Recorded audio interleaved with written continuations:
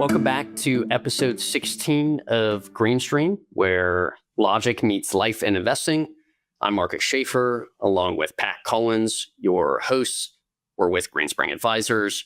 Last episode, Pat, we talked about investment risk, right? Which is, hey, what are the expected returns of investments?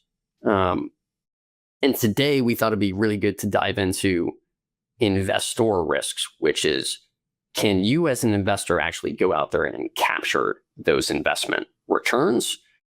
Episode 13, I think it was, we also talked about, that episode was titled, Is My Financial Advisor Worth It? Something like that. And we talked about this 2% value add from behavioral coaching. And I think your question is like, hey, can we unpack that? Help people understand a little bit what is behavioral coaching?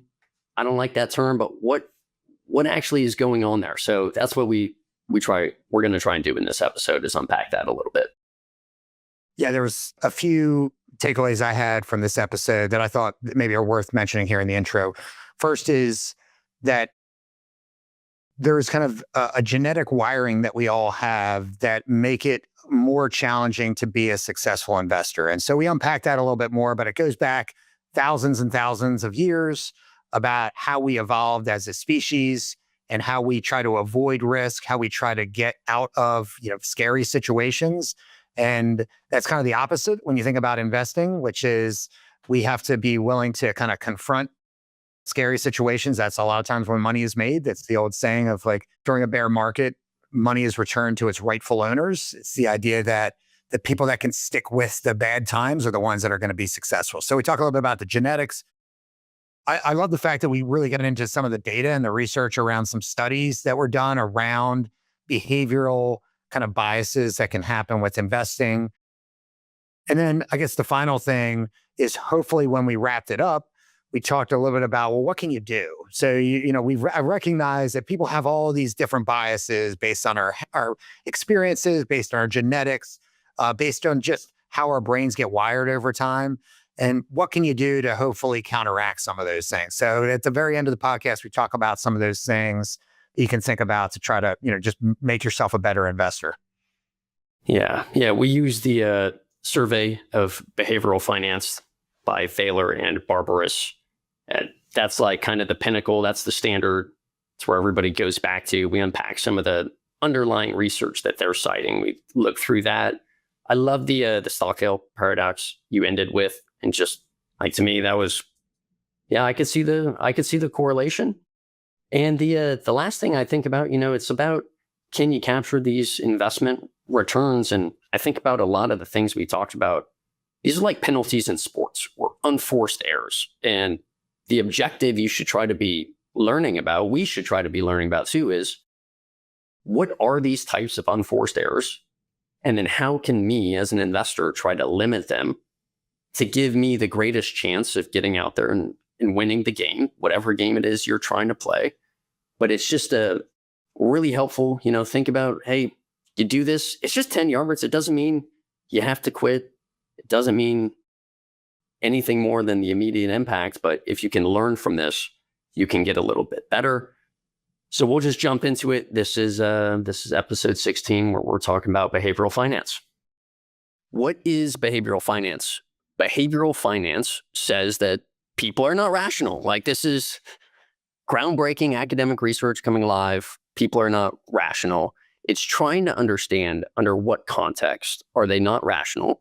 Are we not rational? Because we exhibit some of these behaviors too. And then what are the implications for investment markets?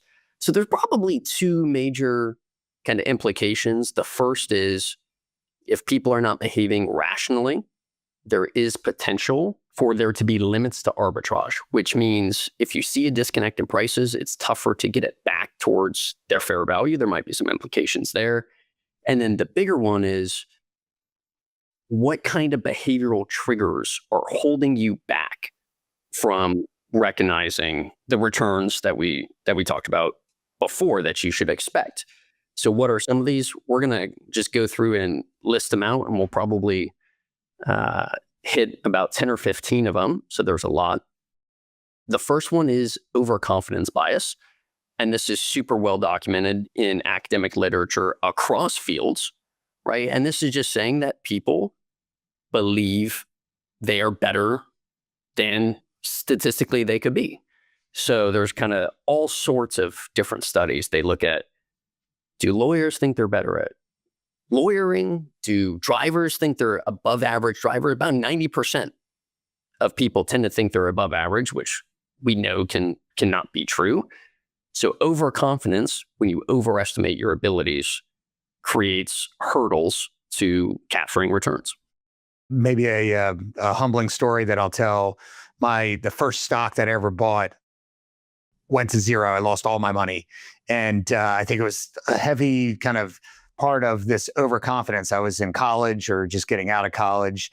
And if you remember this time, this is the late 90s. This was during the heyday of kind of the tech boom, and everybody was making money. And I just started watching the stock. I didn't know much about it, but I saw people in my family that had made some money on it. And I thought I could do this too. How hard is this? So I put all my money into this stock. And over the course of maybe few months, I happened to lose it all. So I think there is an element of course, of like overconfidence. One of the things I look back on now, though, not only did I lose all my money on that stock, I then also got into this industry at the very peak of that time.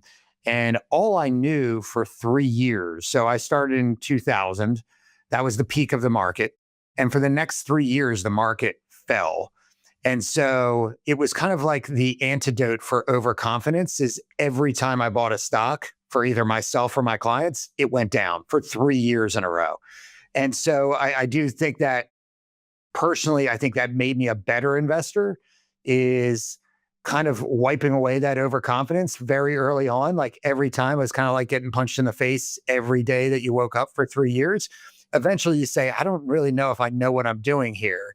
And I think that there's almost like that's like the antidote for overconfidence is you have some failure that it doesn't work out in your favor. I've said before, I think one of the things that's maybe the worst thing that can happen to an investor is they pick a few stocks early on as they start investing and they have success with it. Because it leads to this idea of overconfidence, which then can really get you into trouble, as you mentioned, because you don't really understand or think about the probabilities. You just think, oh, I'm better than everybody else at this. And those probabilities, I think, are super, super important because overconfidence, it leads us to think that the world is narrower than it is. So if you look at like expected returns for the S&P 500 every year, it's kind of a tight band. And then when you look at the actual data, you see there's a much wider band. And you'll see that that band is mostly going up. And then you look at historical and odds are some years it goes down. Like, why are people not assuming it goes down? It also really just, you struggle to, I think your example is like a great one of this. Certain things are going to happen less frequently, and things you think are impossible are going to happen more likely, like a stock going to zero.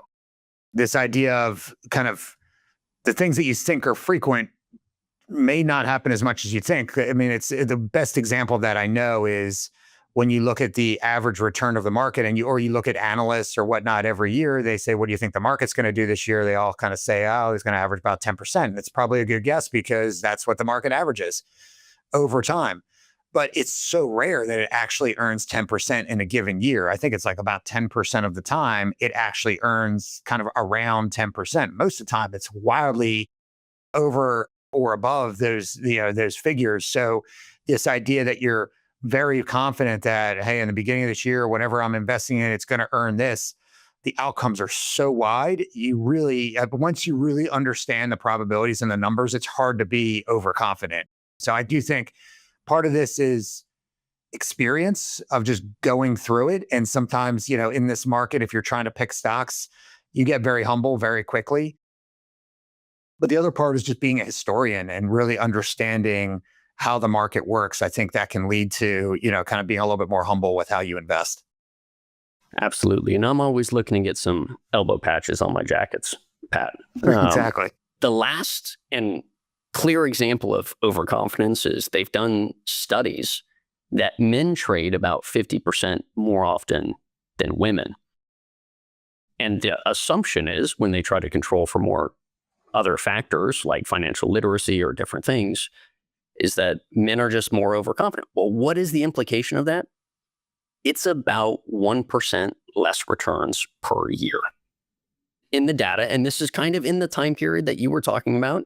Interestingly enough, we don't really have too great of data around individual investor performance after some of these studies came out and said that it's pretty tough to do, but both men and women individually trading underperform the market, but then the men are underperforming by 1% more relative to women. And a lot of that is attributed to overconfidence bias. Yeah, that's unfortunately a sad commentary on our side of the gene pool, but yes, I think you're exactly right. So maybe moving on, I know one of the other biases that we've talked about is this idea of just optimism and wishful thinking.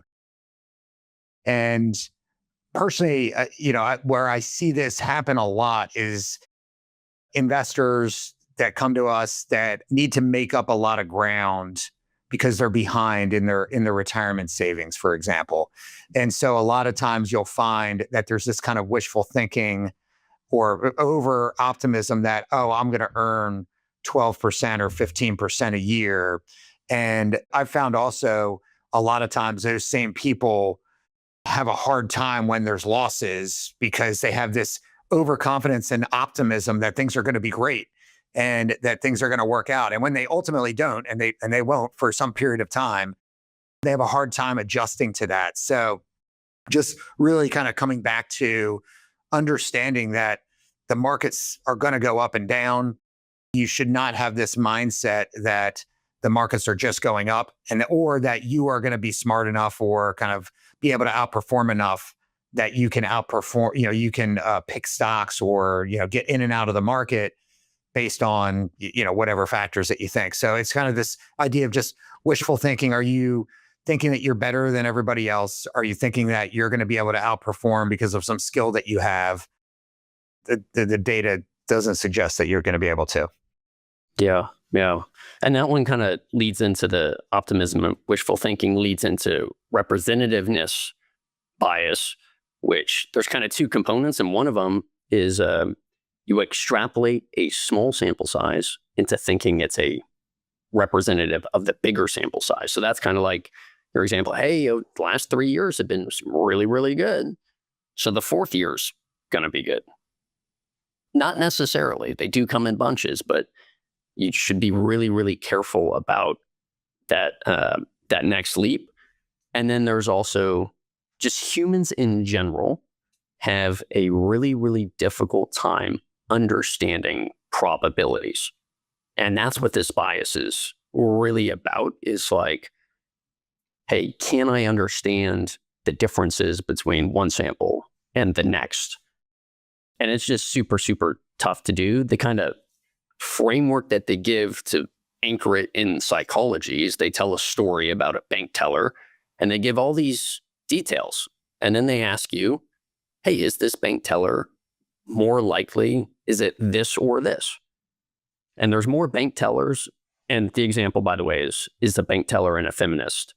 And they give you all these details and it anchors your belief into focusing on the feminism aspect. But then you go out there and you look at the stats and there's just more bank tellers. So from a pure statistical likelihood, it's actually more likely that it's going to be a bank teller. I've told my kids this. I'm a big believer that one of the things that can really help you in life is understanding statistics and probabilities. I feel like in investing, especially, this is an area that people just get wrong, whether that's because of overconfidence or some of these other cognitive biases that you can have. But the idea that you can understand the probabilities and statistics of outcomes, it can be so helpful in the investment process because what you get to realize is that there are no sure things. There's a ton of randomness to investing, especially in the short term. And when you start to understand that, your confidence can shift from my own abilities to just the overall market doing what it tends to do. And I recognize that when things go up and down, it's just a normal part of the probabilities of what's going to happen or the statistical, kind of outcomes. And so even when you have really, really crazy events like COVID or the financial crisis or whatnot, that's all within the realm of statistical probabilities. These aren't things that are like, oh my God, this should never happen. So I think that's really important when you're, thinking about these biases is can you counteract them with a lot of things that you were saying around, representatives, this and sample size, and you understand that stuff because even just some very basic understanding of statistics can really, really help. Absolutely. And the danger, if you kind of don't understand some of this, is another bias, conservativeness, which is kind of like the opposite of overconfidence. When it's really tough to understand a problem, you underestimate the likelihood. And that might lead to things like not taking enough, quote, risk. We talked about that last time, right? But hey, if you really need to be getting 7% per year to outpace inflation, and you're faced with a challenge that's tough for you to understand, if you don't take that risk, there's a risk that you're taking inadvertently, and that's kind of conservatism bias, is just struggling to understand. So you lean more conservative in your estimates of the future than you probably should. I have this great uncle who's since passed away, and he grew up during the Depression. He was a kid during the Depression. And, as he grew up, became successful in his career, but I think still had this kind of remembrance of what happened during the Depression and the stock market crash and whatnot. And through his life, even though he saved a lot of money, the only thing he ever invested in was T-bills. And it was this idea that he, to your point of this conservatism, he didn't fully understand. And he had this kind of idea of what the stock market was. It felt like gambling. He didn't really understand it. So he just took the other extreme approach, which was, I'm going to put all my money in T-bills. So, because I know that that's guaranteed. And I think about him a lot in that how much money he left on the table if he, maybe had some more education, understood about this idea of probabilities and statistics with the markets. Even with a small amount of his money, it could have been life-changing for his family. But yeah, it's clearly, conservatism. You do see that from time to time when people come in. It could be, for a lot of different reasons, but they may really, really not take enough risk, which can be detrimental. Yeah. And the challenging thing to that is it's really hard to change your beliefs over time. And that's another bias, belief perseverance. So this is, hey, every time you're looking at the data, you're still anchored to your previous assumption, even when the data is overwhelmingly telling you something different, right? So in the great uncle's case, the data is like very clear. Hey, stocks have a higher return than T-bills, and nothing's going to persuade it. So it won't change our opinion. We won't go searching out of our way to challenge our beliefs. Anytime we are confronted with additional information, we're going to be skeptical of it. And then sometimes there's this really weird thing that happens, confirmation bias, where we see some data and it really should change our mind. It's pointing in the other direction, but we use it to confirm our prior beliefs. So just weird things kind of happen, and it's just tough to change. It's nowhere better, seeing as this is not on the investment front, but obviously in politics and the news right now, I think it's exacerbated by technology and social media, understanding what I click on. They're going to keep feeding me that information. But clearly, we certainly want to watch things or listen to things that confirm our previously held beliefs. I don't know, this is probably about a year or two ago. I was on vacation and I was sitting at the pool at this resort, and this guy turned to me. We were chatting about something, and he said, "Oh, what do you do for a living?" And I told him, and I immediately regretted what I said because he just wanted to dive into crypto and talk about Bitcoin and these other cryptocurrencies and how great it was going to be. And I sat there after a while and kind of got done, finally got out of this conversation. If anybody's talked to somebody that's like really like big on crypto, sometimes it can be a little exhausting.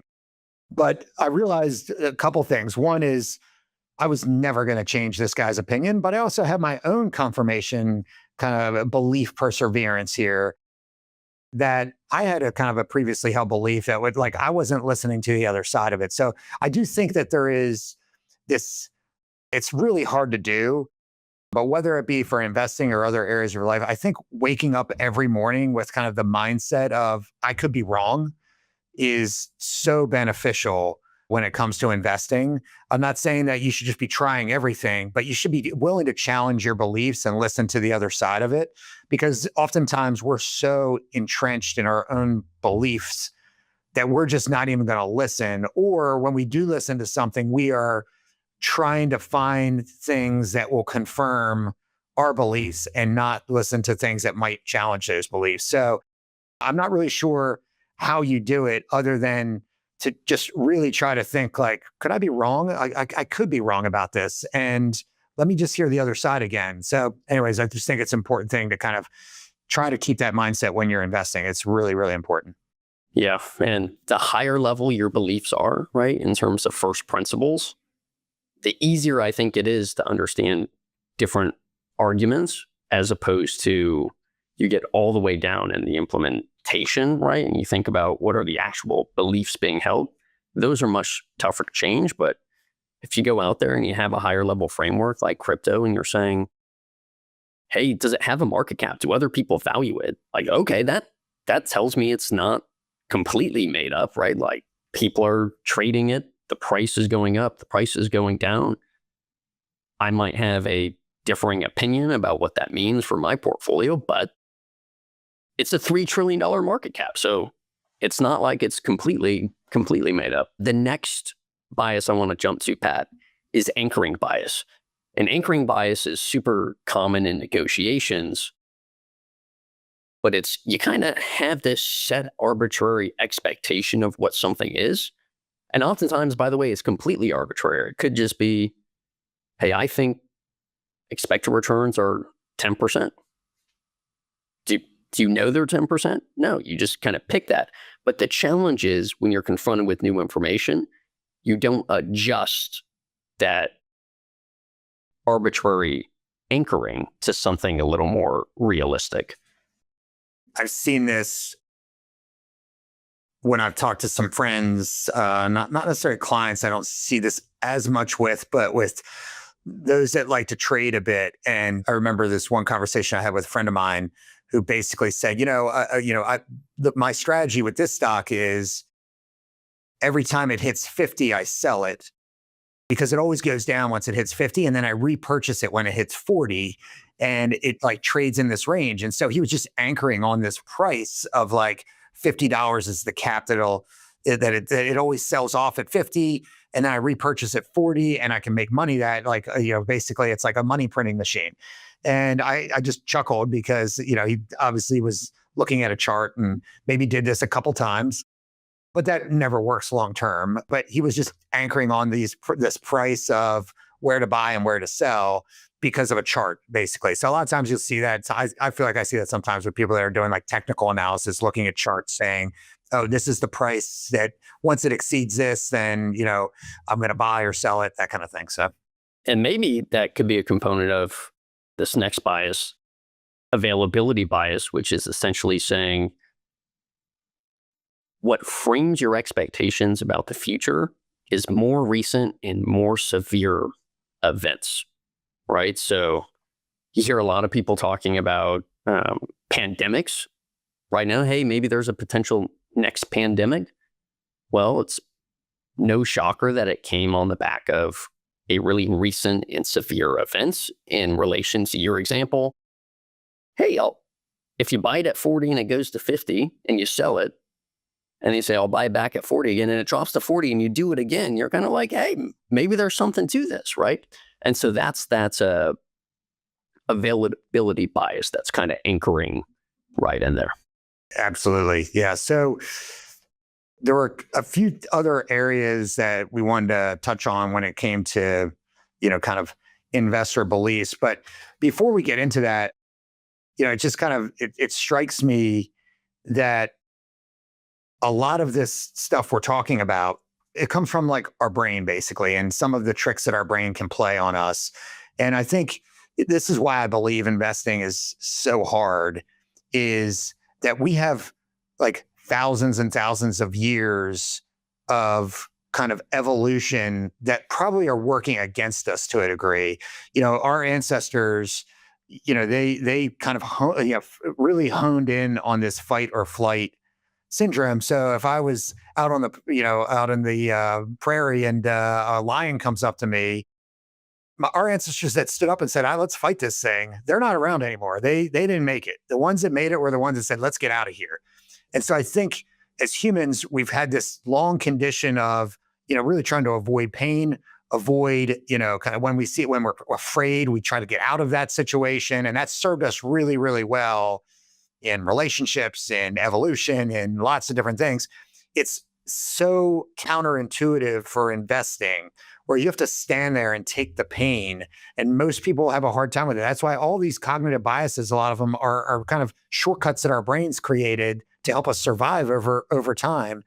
And it's the exact things that make us really, really sometimes our own worst enemy when it comes to investing. So a lot of times just our initial instincts, those of us that go with our guts a lot of time, it can be really, really detrimental when it comes to investment performance, because it kind of forces us to some degree or makes us do things that are kind of in contrast to what the best decision would be based on the probabilities. Yeah, a lot of it, to your point, they're shortcuts. It's pattern recognition we developed over tens of thousands of years to try to understand a really complex world.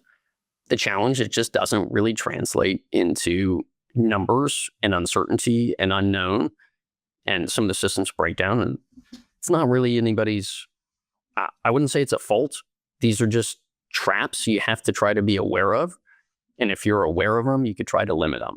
The last thing I'll mention on that, and this is just, it seems to be a theme of the podcast, so I'm just going to bring it up again because I think it's such an important concept. And it's the idea of divorcing your decisions with the results that you get. And it is a really, really hard thing to understand or kind of intuitively make sense with the idea that I can make a great decision and get a bad outcome. When you are dealing with randomness and with anything, you can make good decisions based on probabilities and statistics and get a bad outcome. So, I'm not a huge gambler, but I can go to the casino, play blackjack. I get dealt 2 aces and the dealer's showing a 5. The best decision I can make is to split those aces. I can lose both hands. I can lose both of those, those aces that I split because I just have a bad outcome. That doesn't mean I made a bad decision. It was the right decision. And if I do that over time, it's going to work out in my favor. But the problem is that sometimes people look and say, I made a bad decision because I lost, or I made a bad decision because I bought this index fund and a year later it's down 20%. It probably wasn't a bad decision. I mean, obviously there's lots of factors there, but it was probably a good decision. It's just a bad outcome. And so once you kind of start to learn probabilities, you realize I'm going to get some bad outcomes sometimes. That's okay. I know if I do this right over, make the right decisions over a long period of time, then I'm going to have over the long term a very good outcome. This, using kind of the gambling mentality, it's almost like trying to turn yourself into the house instead of being a gambler. So if you are making good decisions, just like the casino knows, if I can get people to play long enough, we're going to win. And the same thing is if I can make good decisions over a long enough period of time, I'm going to win. And so just making sure you understand those probabilities are so important, I feel like, in trying to counteract some of these cognitive biases that we can have. Yeah. And understanding those probabilities, there's kind of this second degree. So we talked about beliefs, and then there's preferences. Economists will always talk about tastes and preferences. But there's a preference people have when it comes to gambling. Like if I don't know the probabilities, this is the ambiguity aversion, I'm less likely to want to participate in that gamble. So if I don't know the probabilities, I'm less likely to participate. That's a big one. Another one you mentioned is prospect theory. This is probably one of the biggest components that researchers are really focused on. And prospect theory kind of goes back to what I said last time. What is risk? It's pain when I'm in pain. People really do not like losses relative to how much they like gains.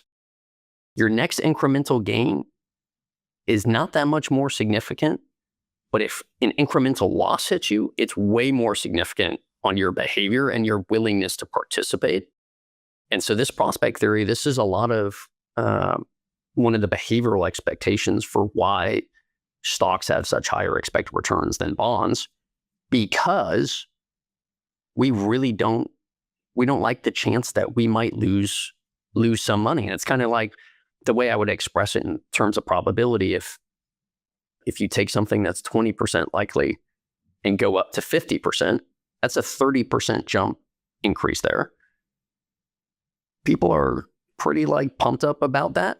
But then if you take that same percent increase and go from 70 to 100%, people are not as excited on a relative basis. So I think there's that prospect theory, and ambiguity aversion, which you kind of just covered. The prospect theory, I'll just say one thing on that. I've seen all the research on it and how people want to avoid losses more. Or they hate losses more than they enjoy gains, basically. Just anecdotally, when the market falls, we get a whole lot more calls that come in from really, really concerned clients than when the market's going up, for people calling us saying, wow, this is great, or, let's buy more, or anything like that. So I totally agree that losses really impact people more than gains, at least in their minds, obviously. But I think it's a really good point. And knowing yourself to say, okay, am I making this because I just really, really hate losses? Am I making this decision? Is it rooted in probabilities and evidence and what's the likely next outcome kind of thing? So anyways, it's important to make sure, hopefully, if you can stop and maybe check yourself, and you're hearing all of these different things that we're going through, is this maybe a bias that I have in this example of, I just hate losses? Well, why is that? What is what's the root of that? And is there a way for me to kind of trick myself almost into saying, okay, there's going to be gains coming. Can I hold on? It builds into kind of like what we talked about. They flow really nicely into one another, where it's kind of like, hey, I could see how this might also implicate this. And the job of the researchers is to try and distill them into their most basic components and separate them. But then when you bubble them up, you're kind of like, hey, there's maybe a few at play. So what the researchers have tried to do is try and take things that are very clear from an academic research perspective, and then ask questions around, well, why do we maybe not see that from investor behavior? So let's just walk through some of those examples to try and bring some of these ideas to life. I would say the first one is what the researchers call insufficient diversification. But what this really means is, when you and I are talking about diversification, we're kind of like, you probably want to buy everything. Let's start with the market, and then we'll deviate from there. And so the research kind of bears that out. And the question is, why do people not do that? And there's just a host of other biases. You kind of see this home bias, right? People tend to own more of their own country because they're familiar with it. Familiarity is the opposite of ambiguity. In my previous role, we worked with advisors all across the world, and you would see a home bias in every single one of them. By the way, the math kind of has to work out. If U.S. investors hold more of the U.S., other investors can also hold more of the U.S. But in the U.S., since we are a big part of the market, people are they don't think it's as big of a deal. But when we would go out to Australia, that's about 2% of the market. And they're happy if they're getting their clients to only own 50% of Australian stocks. By the way, Australia hasn't had a recession in 35 years. Just through some weird things, they kind of were hedged against a few of these big turmoils. They didn't have exposure to those sectors. So people are just more comfortable And that's a crazy overweight. If you go back to our last conversation, we're kind of, hey, what's your bet relative to the market cap weight? And if the best you can do is 25 times the market cap weight, that's a pretty aggressive bet. This idea of insufficient diversification, I almost think it kind of stems sometimes to what we teach our kids early on in personal finance, which is very limited, by the way. There's not a ton going on right now in the school system with personal finance. And having two kids that recently went through high school and graduated and seeing what they were doing for personal finance, the two areas that I see that I think really hurt in practice, like how people think about this. One is when people are just starting investing. One of the main things I tend to hear from parents and other types of people that are counseling their kids? Invest in what you know. That's a thing that I hear all the time. Well, just invest in what you know. I'm going to give my son $1,000 to invest, or my daughter, that's money to invest. What should I invest in? Invest in what you know. So they pick a couple stocks. It doesn't, it's obviously insufficient diversification. We're training our kids to just invest in what they know. So they're investing in Apple, and they're investing in Amazon, and they're investing in, whatever, Facebook. But are they investing in small cap Japanese stocks? No, because they have no idea what that is. So I think that's, a detriment. The other is the number one thing that they do in these personal finance classes, both of my boys did it, is the stock market game. And, when you look at the objective of this game, it is they give you fake portfolio of whatever it was. I think it was $100,000. They say whoever makes the most money wins, basically, at the end of the semester. And so all of these kids are basically, they're not dumb. They figured it out. Like my son invested in a Chinese, electric car company that was had no revenue, basically.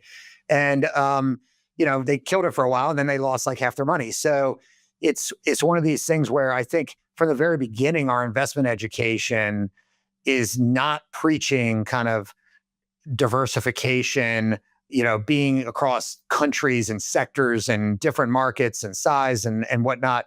We're telling our children, invest in what you know. And then, the only other way that they've been introduced to the stock market is through basically a gambling exercise.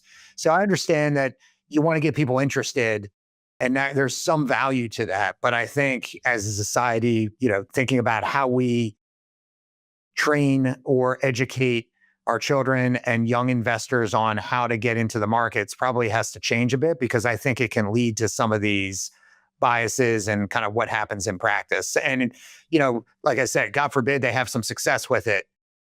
When my son was having some success for like a month, he said to me, he's like, I should put real money into this. And I thought, oh my gosh, like he's really, has no idea what he's doing here, but he was overconfident. So anyways. Yeah. And a lot of this is, you don't know what you don't know. And some of the experts out there also, in my opinion, make some crazy statements about diversification. Like one stock per sector, 25 to 30 large cap stocks. We talked about this last time. Like that's diversified.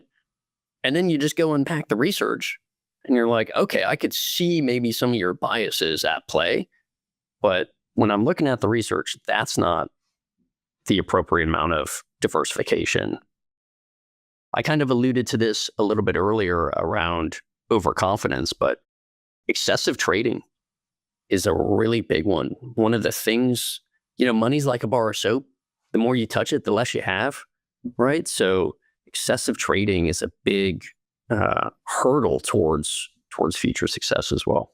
I love that analogy, by the way. I think it's so true. There's this study that is kind of floating out there that I just think is on excessive trading. And it probably could apply to overconfidence and a number of other things that we've talked about. But Fidelity, who's obviously got a tremendous amount of data of all their client accounts, basically. They looked at two samples of investors and in their 401k plans. So they're obviously one of the largest kind of providers of 401k plans. They have a lot of data on the participants, what they're doing in their accounts.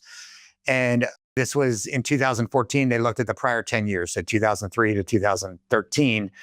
And they found that the investors that were doing excessive trading had worse returns than another sample that they looked at. And this is kind of comical, but the other sample they looked at were people that were deceased.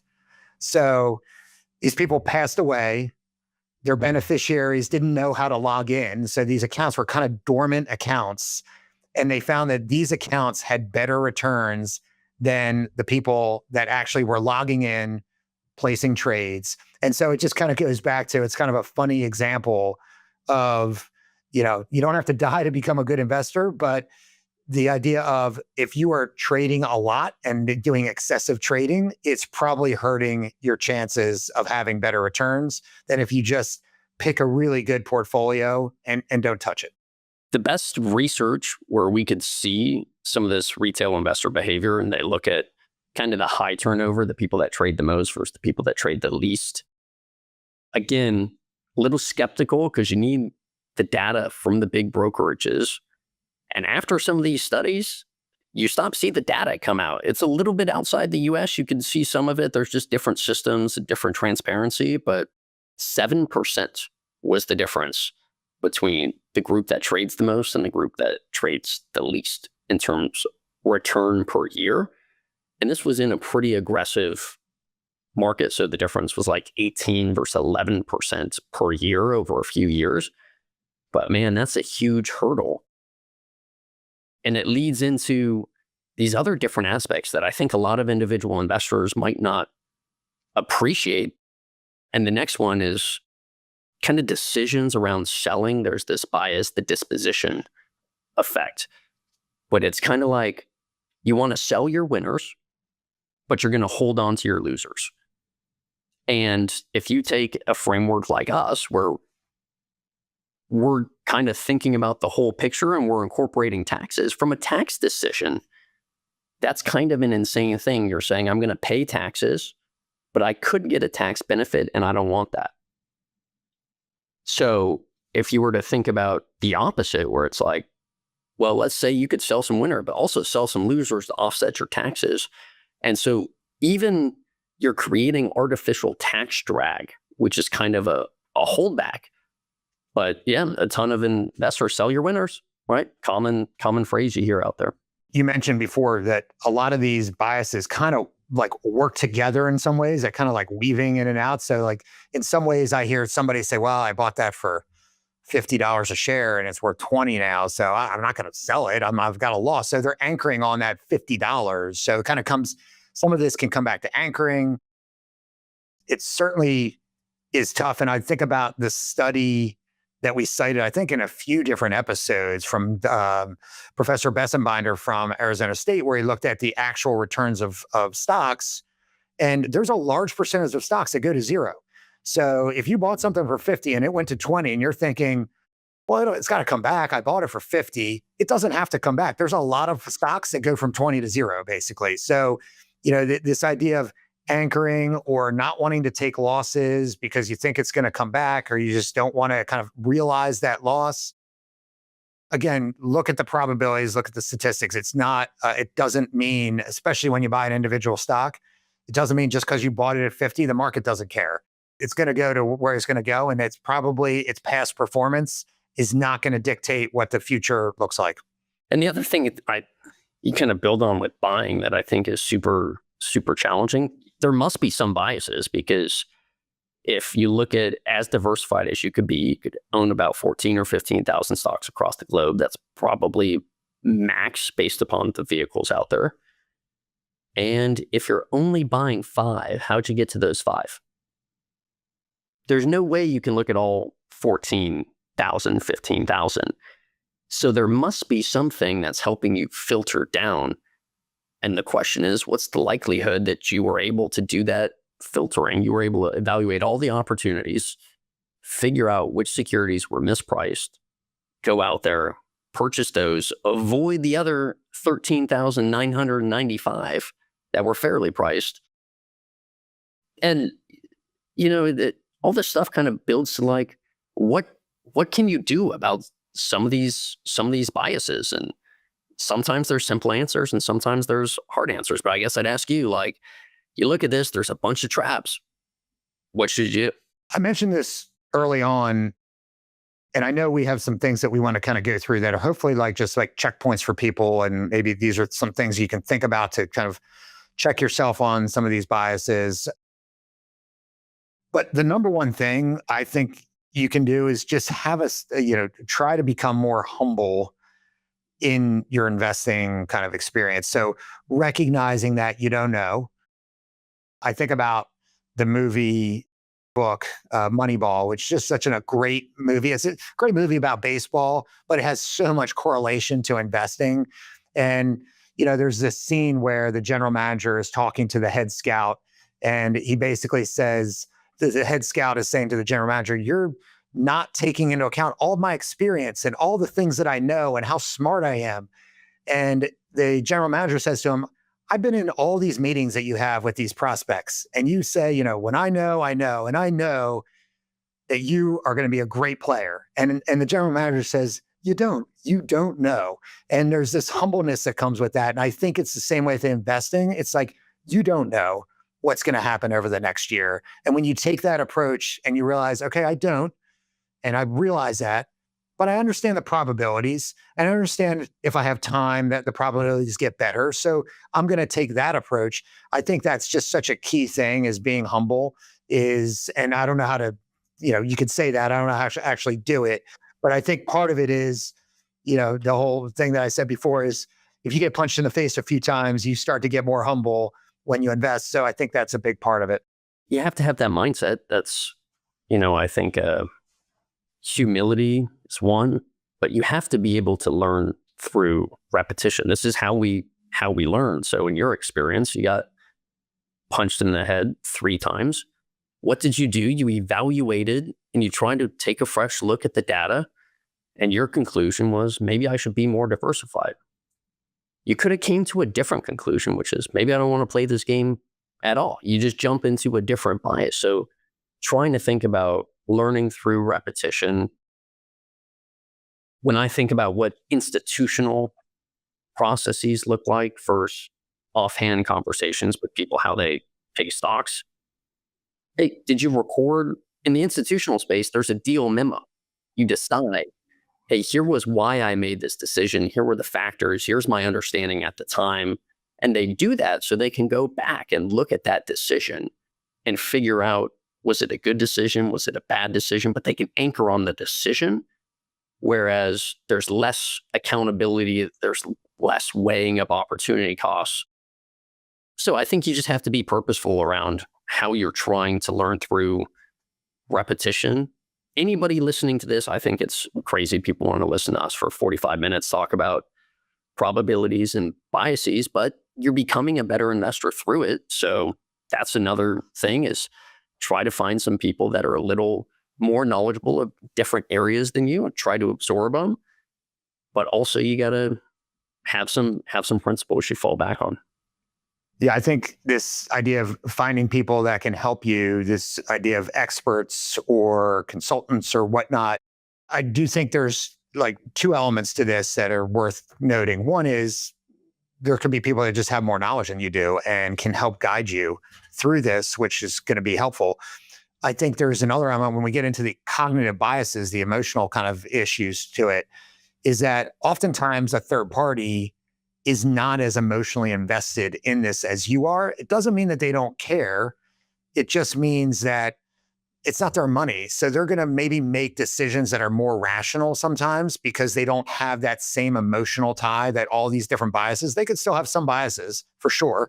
They should be checking those too, but it may be a little bit different. So it's just something to think about, whether it's an advisor, which that's kind of how we serve, but it doesn't have to be an advisor. It can be somebody else that you just talk to before you make an investment decision and say, hey, can you just check me on this? I'm thinking about, changing my asset allocation from 70% stocks down to 40% stocks because I'm really scared about what's coming. If you have somebody that's really smart that you can bounce that off of and they can understand why you're doing that, and are you making that decision because you're scared, or are you making that decision because your circumstances have changed?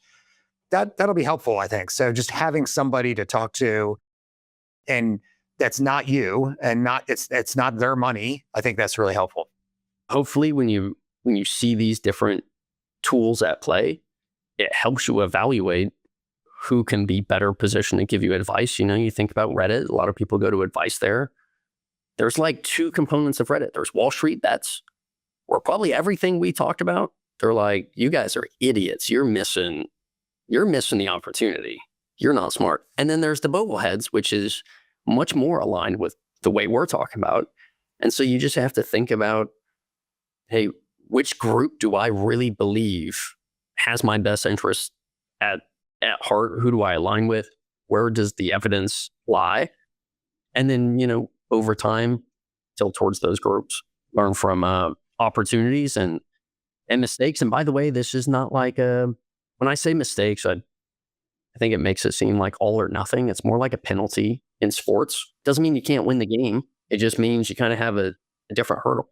I like that analogy. Yeah. As we wrap up here, one of the things that struck me as I was thinking about this was one of my favorite books is a book written by Jim Collins, at least business book, called Good to Great.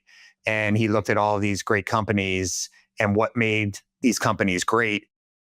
And there's several principles that the leaders tended to kind of display. And one of them was this idea of the Stockdale Paradox. And what that means is basically that hopefully this analogy will make sense for people when it comes to investing. But Admiral Stockdale was a POW in Vietnam. And the paradox, after he got out, he talked to kind of some interviewers, and Jim Collins was one of the people that interviewed him. And basically what he said was, Jim Collins asked him, how did you get through it? How did you get through years and years of captivity and horrible conditions?